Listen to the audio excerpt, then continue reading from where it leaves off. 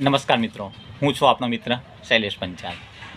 હવે આજે આપણે વાત કરીશું સમસ્યાઓની. મારા એક મિત્ર છે ને, એ હંમેશા પોતાની સમસ્યાઓ જણાવતા જ હોય છે, કાયમ માટે દુઃખી જ હોય છે. તો ઘણીવાર મને વિચાર આવે કે ખરેખર સમસ્યાઓ એટલી મોટી હોય છે ખરી.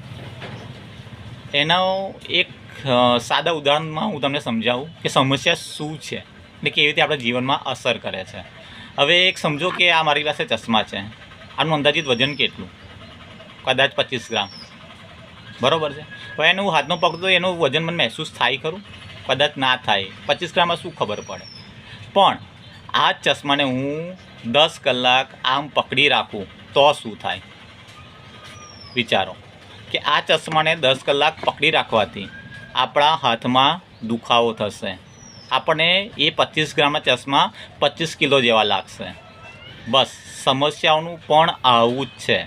ખરેખર સમસ્યાઓ બહુ મોટી હોતી નથી, પણ આપણે એ સમસ્યાઓને પકડી રાખીએ છીએ ને ત્યારે આપણને દુઃખ આપે છે. એટલે જીવનમાં સમસ્યાઓને છોડતા શીખો, હસતા રહો અને ઇગ્નોર કરતા શીખો. દરેકના જીવનમાં સમસ્યા છે જ, પરંતુ એને પકડી ન રાખો. અસ્તુ.